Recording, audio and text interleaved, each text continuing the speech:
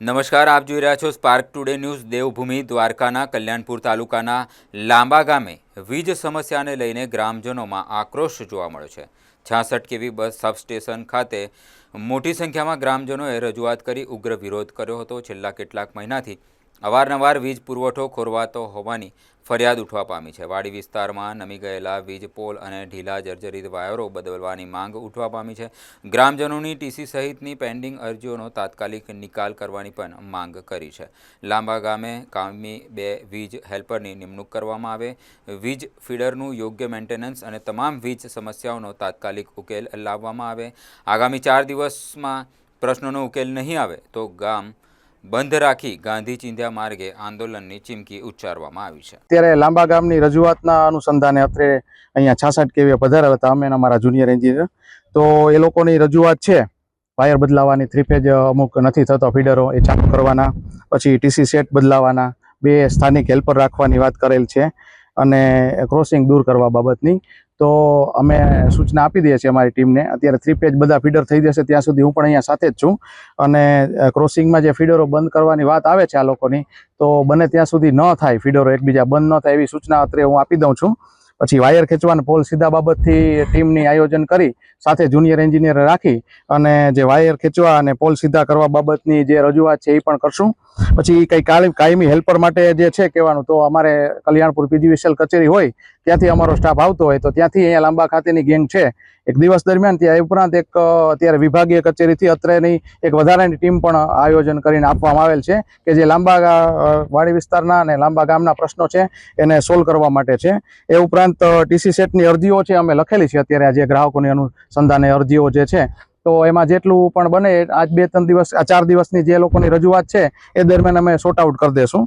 અને કમ્પ્લેન માટે સ્થાનિક માણસો આપવો એ અમે અમારી ઉપલી કચેરીએ વાત કરશું, રજૂઆત કરશું કે ભાઈ કમ્પ્લેન માટે અહીંયા સ્થાનિક માણસ આપવાની વાત કરે છે તો ઉપલી કચેરીથી વાતચીત કરી સંકલન કરી અને એનો યોગ્ય ઉત્તર આપશું। મારું નામ વીરાભાઈ ચાવડા, લાંબા ગામનો રહેવાસી છું અને અહીંયા ખેડૂતોની જે માગણી છે કે લાઇટના પ્રશ્નોના હિસાબે ઘણા વર્ષોથી અહીંયા નથી વાયર બદલા કે નથી એંગલ કે ચપલા કે નથી મેન્ટેનન્સ થતું। અમારી અનેક વખત રજૂઆત કરેલ છે નાયબ ઇજનેરને દ્વારકા અને જુનિયર એન્જિનિયર સાહેબને પણ અમે રજૂઆત કરેલ છે।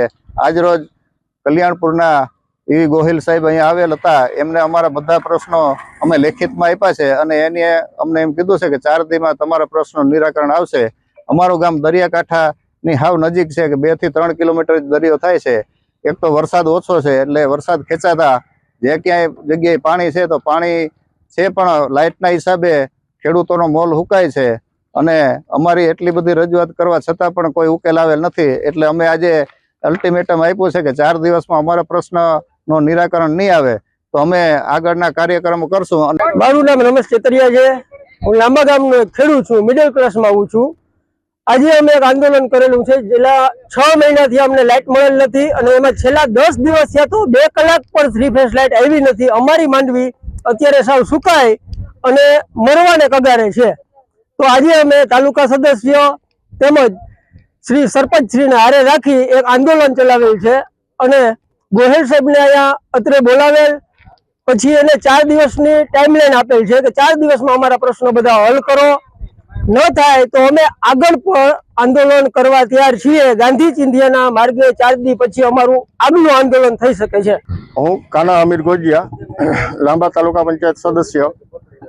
આજે લાંબા અને ગાંધી સંયુક્ત ખેડૂતોનો વીજળીનો પ્રશ્ન હતો, જે અનેક વખત રજૂઆત કરવા છતાં કાર્યપાલ અને નાયબ કાર્યપાલ બંનેને ફોન ઉપર જાણ કરતા 4 દિવસ સુધી કમ્પ્લેન નથી કરતા અને કમ્પ્લેન લખાડ્યા પછી 8 દિવસે કમ્પ્લેન આવે છે। જો આજે વરસાદ ખેંચાતા ખેડૂતનો મહામૂલ્ય આજીવિકાનો પાક નિષ્ફળ જવાના આરે હોય તો એને તમામ જવાબદાર પીજીવીસીએલ છે। તેમજ હવે પછી આજે નાયબ કાર્યપાલ કલ્યાણપુરને અલ્ટિમેટમ આપેલ છે, લેખિત આપેલ છે અને જો એ 4 દિવસની અંદર બાહેંધરી આપી છે મૌખિક કે અમે 4 દિવસમાં તમારું કાઠી, લાંબા અને રાતડા એજી કમ્પ્લીટ કરશું અને હારે જેજીવાય પણ કમ્પ્લીટ કરશું। જો એ કરવામાં નહીં આવે તો ગાંધી અને લાંબા સંયુક્ત સાથે મળે અને ગાંધી ચિંધ્યો માર્ગે આંદોલન પણ કરશું।